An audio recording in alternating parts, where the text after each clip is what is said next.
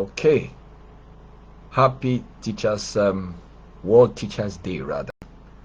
Yes, and if you're live, yeah, fortunate to be live and watching me this morning, just let me know in the comment box. I think it's absolutely important that we have a conversation today that is World Teachers Day, and the major aim of having this live session this morning, although impromptu, is to really talk about why many teachers are broke. Why many teachers are broke. Are teachers supposed to be broke? But why are they broke? Why are teachers broke? If you can hear me, just let me know. Let me know in the comment. If you can hear me, just let me know in the comments. Let me know in the comment. If you are live with me, let me know in the comments. Why are teachers? Why are many teachers? Many, you agree with me that many teachers are living broke. And not just broke, but they are what? They are living. Fortunate to be live like our teachers. They are living broke. Just let me know. Yes. Let me know in the comment. If you can hear me, just let me know in the comment. Yeah. So yes, so let's dive into the matter. Of course, you would agree with me that many teachers are broke, and the question, the tick question, is why are many teachers broke if ignorance is so expensive? Statistics worldwide, since it's World Teachers Day, it's important that we look at teachers and teaching profession both in our own local community here at the same time with a global view, because today the world is beyond your local enclave, right? Yes, it's beyond whatever it is that you're doing right now. You've got to see it beyond your local space. You have to see it with a global eye, or else you'll be very, very limited. So teaching is not a miserable job in the first place. There's need for me to let us understand that teaching is not a miserable job. Yes, you've got to understand that teaching is not a miserable job. And number two is that you are not a loser for being a teacher or be in teaching. It's just that probably one or two things, like mentioned, like this particular session is meant to identify the three capital mistakes that make many teachers broke, right? When you're poor is a different level from when you are broke. When somebody is broke, you might be out of cash. When you're poor is the fact that you don't have the resourcefulness to be able to bring in cash. But as a teacher, now depending on the level of teaching or who you teach and what you're teaching and how you teach will determine whether you would live broke or you would break even and break forth. So it's all dependent on, number one, your mindset, how you view teaching. So teaching is not a miserable job, but how you are teaching and how you approach your teaching is what determines whether you have a miserable experience or a meaningful experience, right? So the world today, statistics shows that by 2025, the knowledge economy, which is simply about creation and innovation and commercialization of knowledge, is going to be worth over $325 billion. Now that's what is available. That's the projected amount available for teachers. Now when we say teachers, we are not, many teachers limit themselves to the classroom, right? Like I mentioned, that whatever you are doing now, if you are thinking of it in just with the eye of just your local space, you will be very limited and you'll be shortchanging yourself.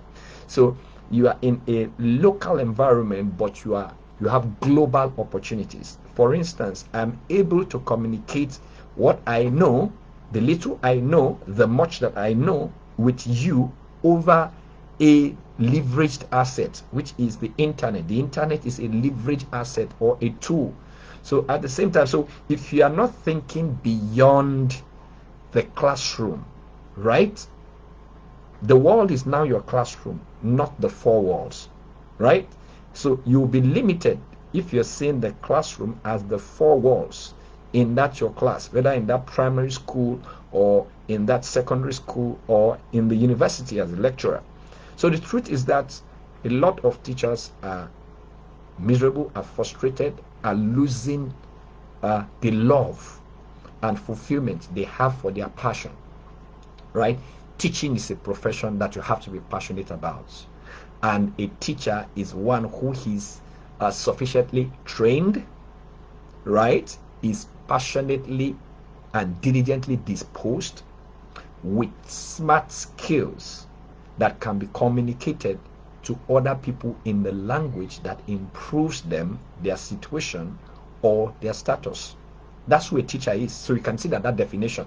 The way you are seeing yourself as a teacher, from that definition, you will know if you are actually a teacher or not. So how do you define yourself as a teacher can determine how broke you will be and how prosperous you will be, how miserable your teaching career is going to be or your teaching journey is going to be, and how what prosperous is going to be, right? It's going to be, to a large extent, it determines that. So teaching is beyond the four walls of the classroom. The entire world is your classroom. And if we say the entire world, there are some other level of understanding you must have. When we say the entire world, there are quite a number of people who want to know what you know. And that's why I said ignorance is expensive, right? Ignorance is what? Very, very, very expensive. How is ignorance expensive? Let me give you a little illustration. If you don't know that this bottle, for instance, what you see here is poisonous, and you take it, what happens? You run the risk of an avoidable medical bill in trying to treat yourself. You also run the risk of what? Losing your life. Let's take, for instance, this is acid, and you think it is water by ignorance because it is not labeled. Are we together? And you take it. The cost of your ignorance far outweigh what it will take for you to learn how to discern between acid and water. Are we together? So that's how costly ignorance can be. So because ignorance is expensive, then it means knowledge is wealthy. Knowledge is a wealthy asset. So if you are a teacher, one who is sufficiently trained, who is diligent and passionately disposed, smartly skilled to communicate knowledge to others in a way that will improve them, their situation or their status, then you are a teacher. And this can happen at different levels. So if you teach even in the nursery school, what are you doing? You have knowledge that will enable the children to be able to begin to improve themselves. That's exactly what it means, right? If you teach in primary school, whether at primary school, in secondary school level, it even makes it more advantageous for you, because that's the formative stage of every child's life. That's where they build their skills, their values. You understand? Even though value building starts from what? From the primary level. When you now come into the university, where it is a larger opportunity. So the higher you go, the more potentially rich you become as a teacher. So, but many teachers are potentially rich but practically poor. They are potentially rich but practically poor. Why? And you find it because they cannot pay their bills. You understand? They are underpaid, and because of that, they are frustrated and demotivated. Probably where they work, there's a poor career plan, so they are discouraged. The other time, because there was strike and lecturers were not working, and then some lecturers lost their life, which is not supposed to be. How can I be a professor, carry so much knowledge, and then be limited to what the government or the university pays me, when I have the resourcefulness to be able to create a cash producing assets, cash producing opportunities, right, with what I know. So like I say most of the time is that you can be passionate and not business minded. If you're passionate and not business minded, then you will always be bankrupt. That's the truth. And there are three major mistakes that make many teachers poor. The number one mistake is the fact that what? They are making a passionate mistake, right? And number two is the product mistake. And then number three is the service mistake. Three different mistakes. If you're live with me, I'd like you to put that in the comment box. Three mistakes that make many teachers poor. We are saying many teachers because quite a number of people are making these mistakes. So it's only a few teachers that are rich, and the few that are rich, it is one thing that differentiates them, right? Number one is how they define themselves as a teacher. So people think the teacher is only the one in the academic environment. No, that's not true. The man that is in the apprenticeship workshop, where that mechanic workshop, the master is a teacher, right? He has technical skills that is enabling the apprentice to understand. If you go to the mechanic workshop, you find apprentice, those learning, right? So that their master is a teacher, right? Is a teacher. If you go to the carpenter workshop, the carpenter there, the major carpenter there, and all others who work with him are learning under him. So every environment where there is a learning and somebody is the one facilitating the learning, that person is a teacher. Now, if you go to the corporate environment as well, if you are a leader, the head of a team, right? Let's say you're head of customer service, or you're head of the project team, or whatever. You have a couple of people underneath you that learn from you. You are equally what? A teacher. Because you're using your experience on that particular job to enable them become better persons at their duty post. So you are what? A teacher. Thank you very much, Atta.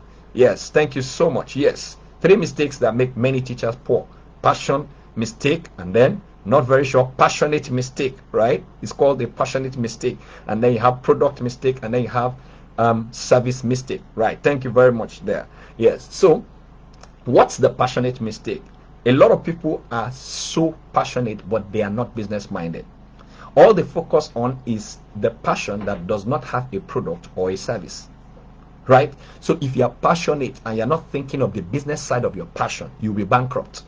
Now, I can come in here and because I'm passionate, I say, I love to teach children. Can children pay you? They can't pay you. That would be a passionate mistake. Now, they can pay you, but the pay is limited to what the owner of the school where you teach can pay you. So there's a limit, there's a cap on how much you can be paid. And that's the problem. If you teach in a public school, I love teaching, and then you are engaged in a public school, so and your salary does not come, it's not paid by the government, you are miserably paid by the government, right? And it's not even regular. So you can see it that you are placed, you are by virtue of that engagement and the misinterpretation of your passion, misdeployment of that passion, you have already put a cap on how much you can earn and how fast you will earn. Can you understand that?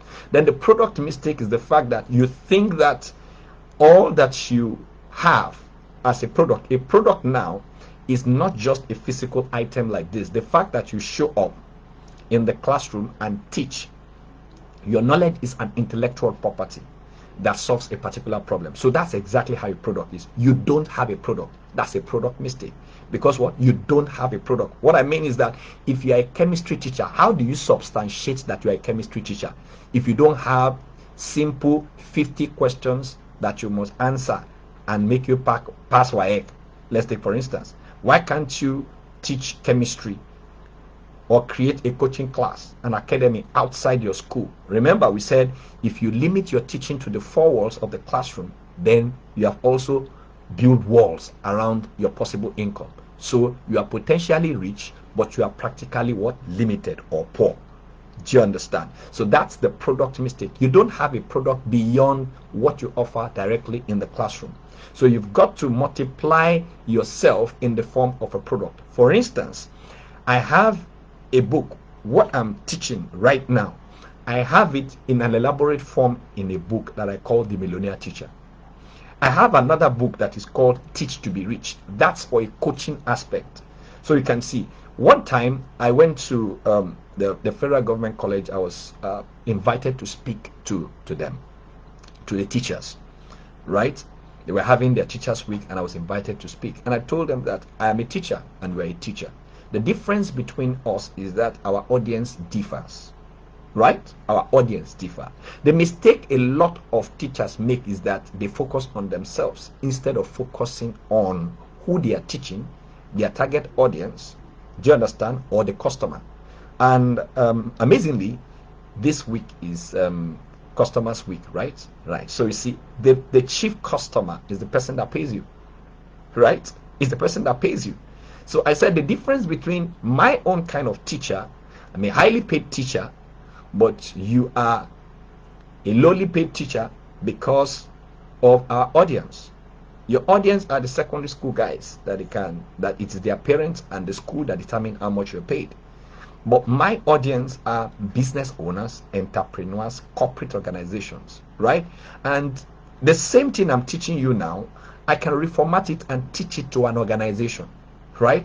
I could go into an organization. I have over a decade experience in banking and over another decade experience on the street as an entrepreneur.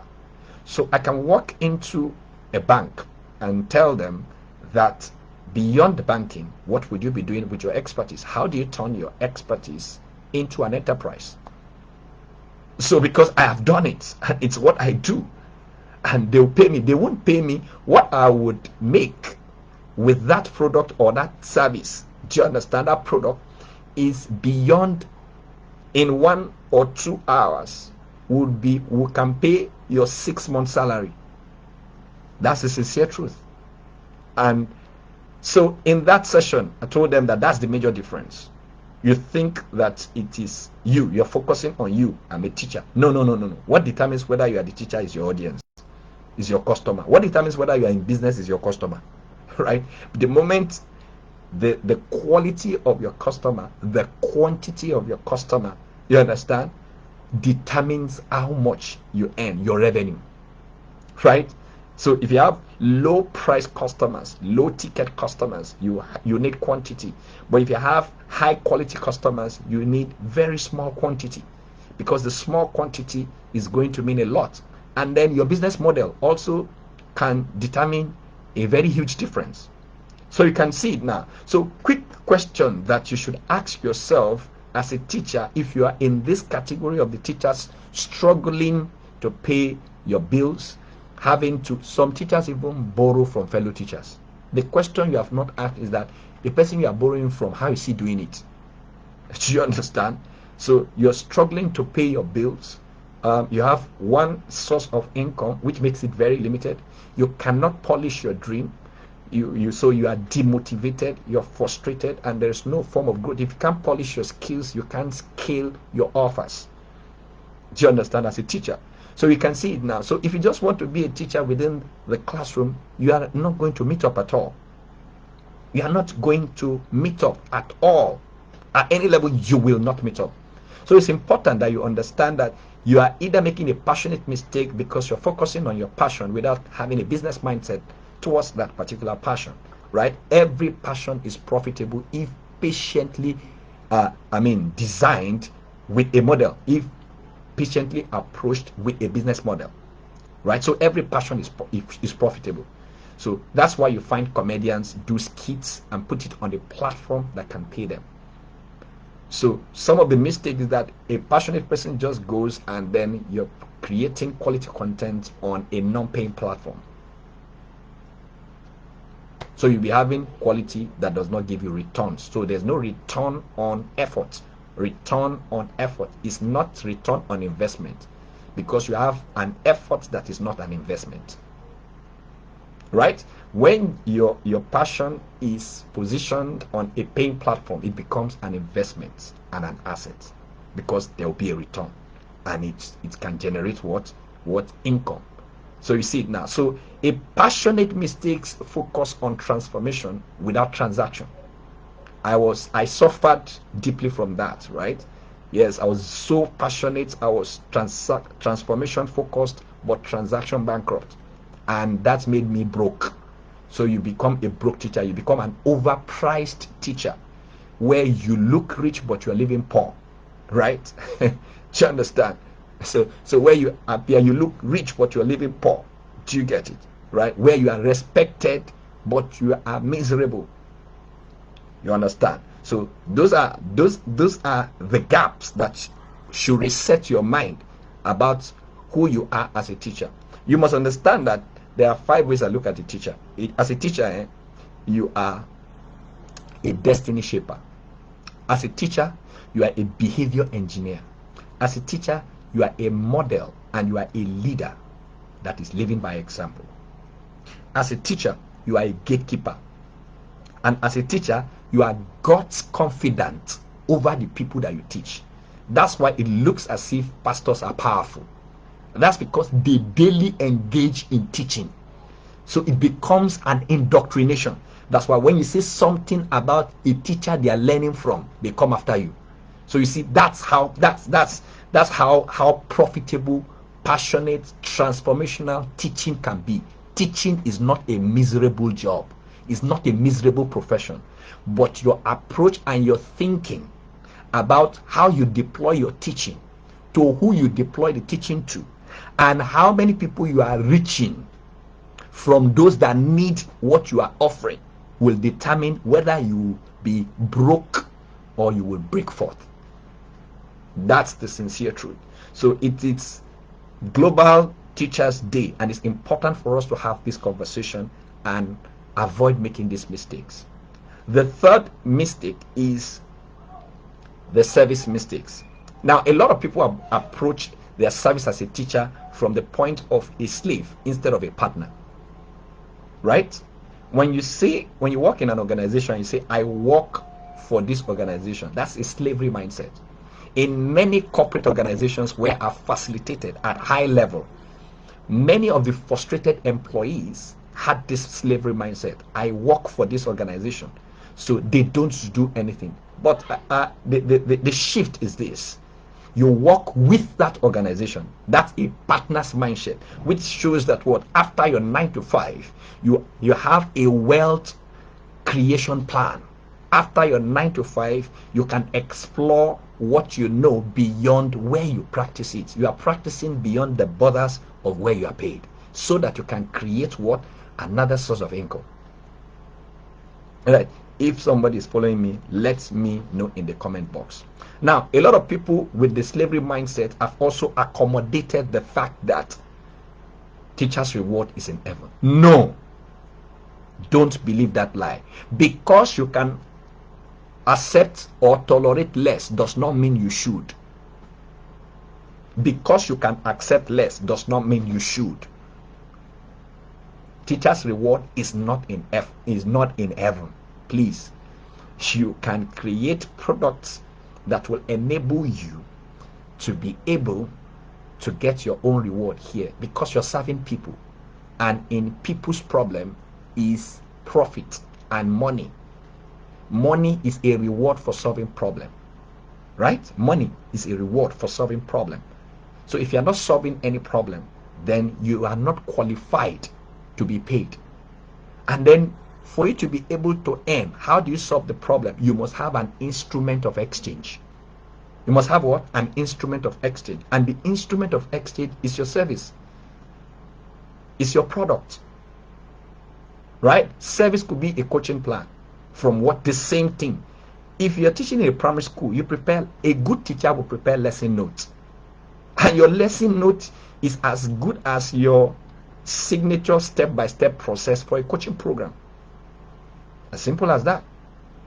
Yes, that's like your curriculum. Are we together? So that's exactly. Ata, thank you very, very much. Thank you very much for making the comment section very active. Thank you so much. Yes, I am owing you. So after this live session, just boss me. I'll send you a copy of my yet to released book, Teachers Money. Right? Teachers Money. 9 irresistible strategies for turning your teaching into a gold mine without losing your passion and fulfillment. So very small ebook that is yet to be released, but you're going to have be the first person to be able to have that book. So thank you very much. Yes. So That's what we're saying. So 3 major mistakes we have been able to identify that is going to take you off that bankruptcy list as a teacher, of frustration as a teacher, right? Now, a lot of people say, okay, you show up and all that. As a teacher, you've got to show up, like in the online industry, coaching industry. As a coach, you've got to show up. Now you must understand something. It's not about showing up, right? Who are you showing up for? What are you showing up with? How are you showing up? Very important. It, to a large extent, it will determine how you are perceived as a teacher. It determines your authenticity and your authority, that gives you an identity that will create your own prosperity. Don't mind me, I like to use words. What do I mean? That to a large extent, who you are showing up for, right? By identifying your ideal audience, right? 3 simple things, 3 major things that you should do as a teacher if you don't want to live poor or be miserable or be frustrated or lose your passion, right? Number 1, define yourself, right? Let me say, I'll break it down into maybe 5. Now you have to, first of all, define yourself, right? Number 2 is to reset your mind about teaching.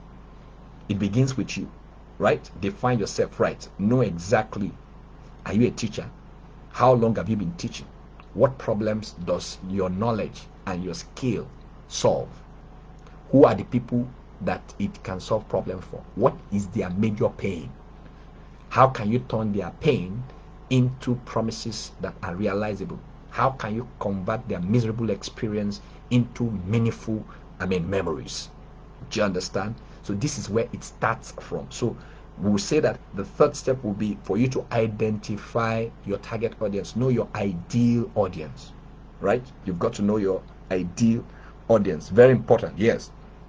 Then you have to find out, you have to hack into them, that ideal audience, and know what their pains are, know what their fears are, know what their doubts are. Remember that as a teacher, you are a gatekeeper. So you stand against their obstacles, provide solutions for them, create a ladder above their frustrations for them. Remember that you are also a behavior engineer. So you have the skills, you have the tools that is going to help them to change how they are doing what they are doing, so they can do it better. So there are times when all you need for somebody, the tool you need for somebody to change how he's been doing, is to ask the person key performance questions, like the series of questions I asked now as a teacher. What kind of teacher am I? How long have I been training? What skill, experience, and expertise have I accumulated? What solutions can this skill create? Who are the people that have this problem? You see, when you are doing that, you are doing an exercise, right? Now, where are they? Do you understand? It will show you where to show up, who you are showing up for, and then with what are you showing up. So like I said, it's going to determine your authority, your authenticity, that gives you an identity that will create your prosperity. Because once they can see that you are authentic and you have authority, which talks about your mastery and your message, right? You have authority and you have authenticity, right? What happens is that you have created an image in their heart. You have rented a space in their heart, such that when you make an offer, they'll be willing to pay.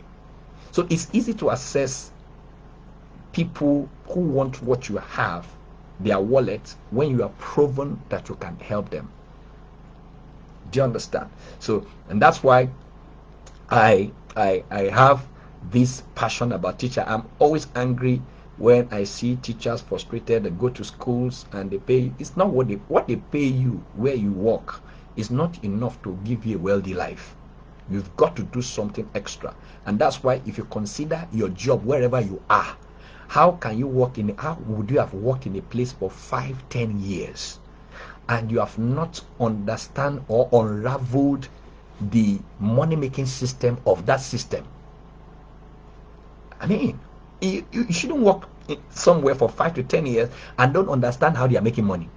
I worked in the bank for 10 years. I sat down to hack, how does the bank make money? From fees, from customized services, right? From products, right? like that, customer centricity. You understand? So, and I worked as a manager and knew how you have to manage your expenses, how you have to increase your income, how you have to identify your high net worth customers and do your Pareto right. Do you understand? You hack the system. It is, I made my first 6-figure income from teaching the same thing that I was doing in my bank to a lower financial institution that needs what we were doing. That there are people looking up to you.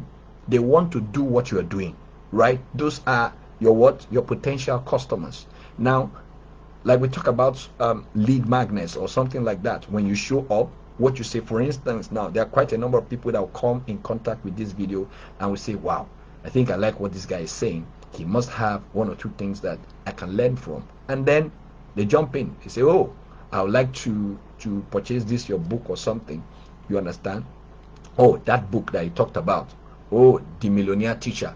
Okay, it's on seller. How much is it? Okay, think about it. If your salary is 25,000 naira and you are thinking that if buying that book, you understand, 2,500 naira is going to be too costly for you. Now, what you don't know is that what you'll be losing by not knowing what you should do differently is costing you more than 2,500. What if you buy the book for 2,500 alone, and then you discover new ways of expanding your income, and then you double your income? Somebody bought the book and was able to create another line of income that doubled a salary.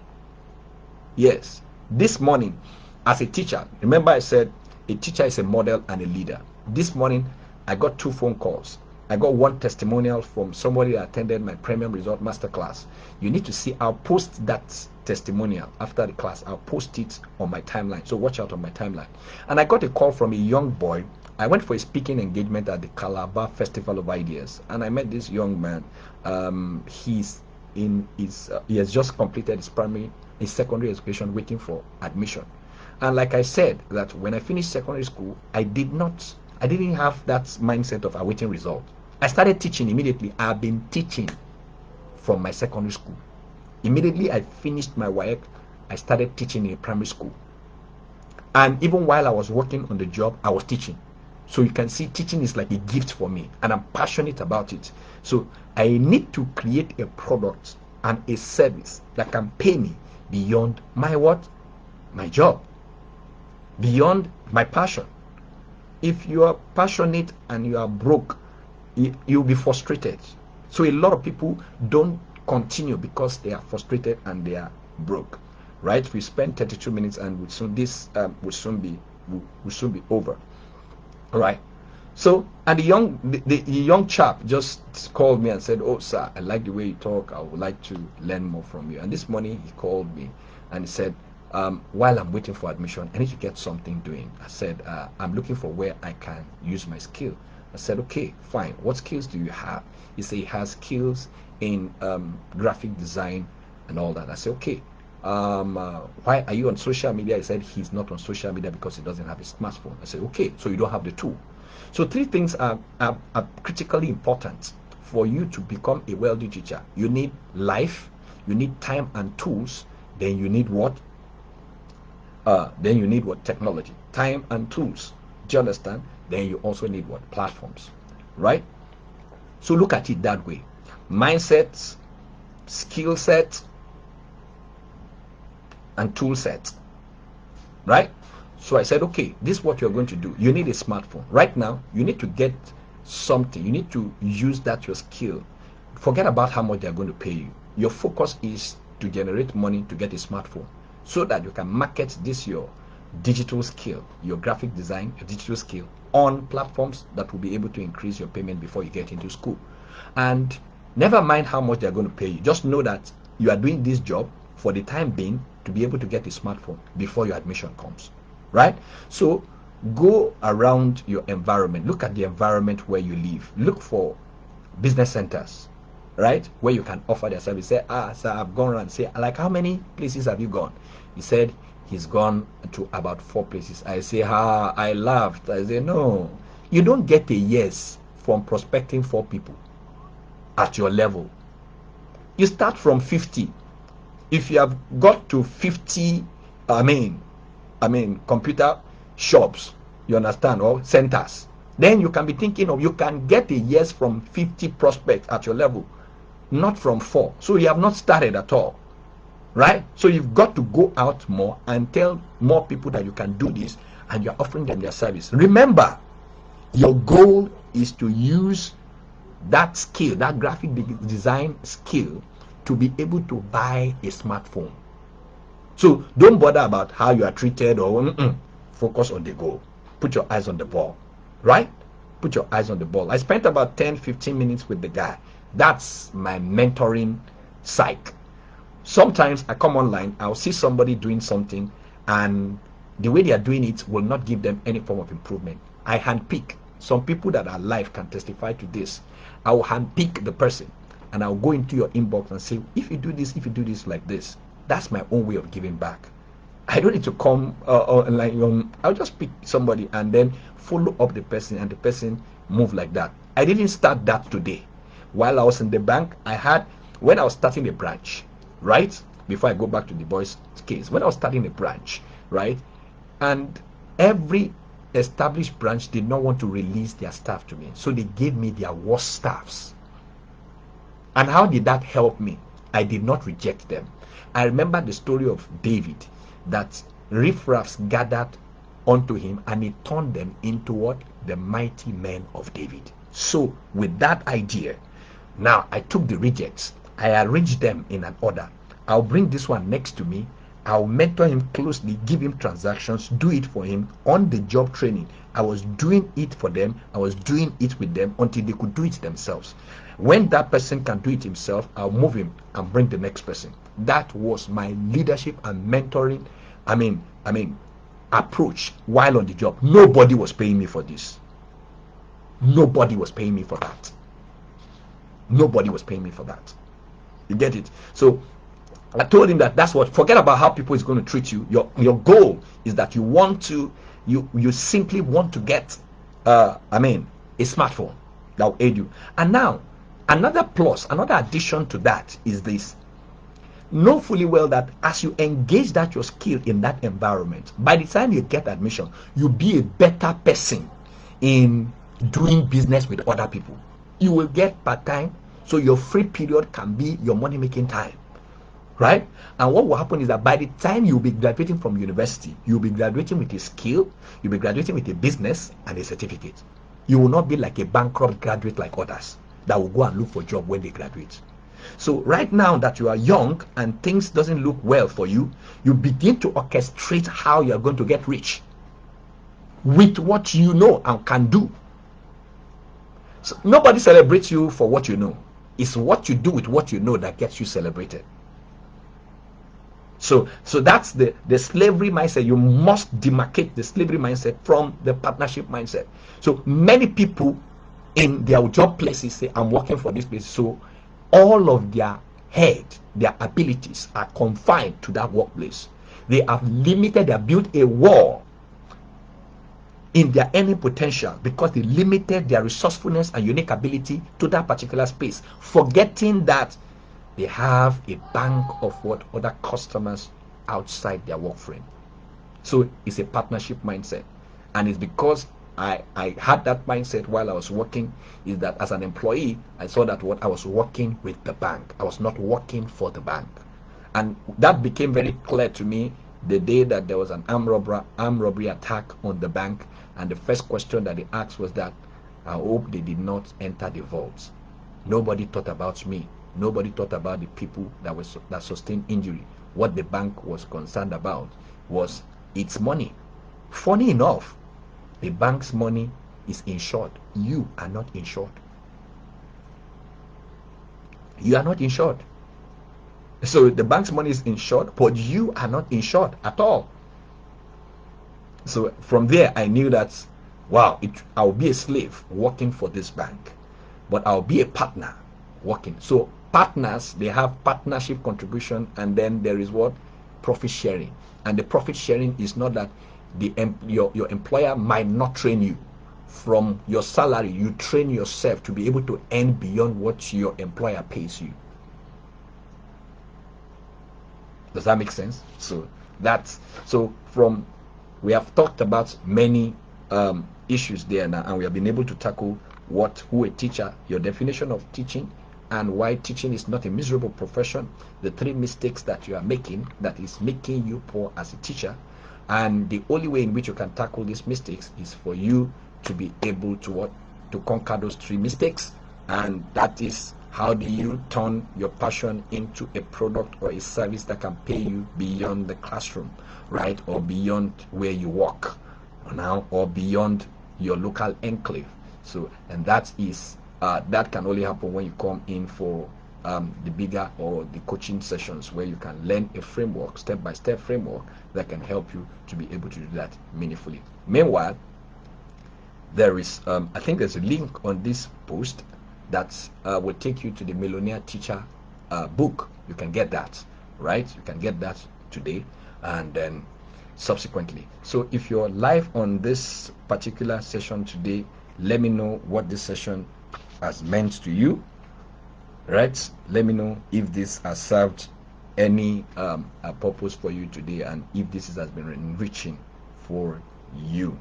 Thank you, Atta. Please don't forget to boss me immediately after this session, so I can send you a copy of that book, and I also want to get feedback from you. So that's what I thought to share with us today as a way of commemorating the World Teachers Day. And then if we're able to tackle these issues, we will be a better person. Your income potential will grow beyond what you're presently paid, right? And then it will reduce your frustration over your bills. You will not be chasing your bills. You have money chasing you. Remember very well that this also takes a lot of work. So as teachers, you have extra time, right? A lot of people do lessons, but how much? Yes, you make more money from doing lessons. What about if the lesson you're teaching, you are able to create a product, right? Probably write a book, right? Save a little money, publish that same book. You understand? It becomes what? A revenue generating asset for you, right? And it becomes what? A legacy instrument also for you, because somebody else will see your book somewhere. And there are quite a number. The first book I wrote, somebody still read it after I wrote the book in 2014, and somebody got to read the book this year, I think about 2 or 3 months ago, and she sent me a text that morning. I had about 9 to 10 minutes conversation with her, thanking me profusely for writing that book. And she saw the book with somebody that had the book, right? And she was like, let me read this book. That was Trinity of Waste. And she read the book, and it was wow for her. And she goes, so what your products are, instruments of legacy and also revenue generating assets. Your services create transformation for people and also expands your transaction. So these are avenues that multiply your income streams beyond what you're paid, beyond the salary. So these are the things that you must take into consideration and have the best of time as a teacher, so you can be a transformational teacher who has transactions that makes his passion profitable, enriching, and live a good and fulfilling life. It's very possible. So teaching is not a miserable job at all, right? The way you're thinking and your approach towards teaching can make you a potentially rich teacher who is practically poor by his approach, simply because you're passionate and not business minded, simply because you don't have a product that can earn you beyond the classroom walls, simply because you don't have services. You are approaching your service to the school or the people you serve as a slave, not as a partner, right? Good. The only way to scale in business is when you partner with your clients in making them better. Then they think of doing better with you. So if they are growing at every stage of their life, they will do more with you. If somebody learns from me today, from what they have learned today, change the way, restructure their approach, and earn more, they will come back and spend part of what they earn in you again. As they earn more, they scale. So you, as a business-minded teacher, also have Ascension program, right? That way, what you're doing is that you are doing what? You are qualifying your leads, and you are increasing the quantity of those you serve, right?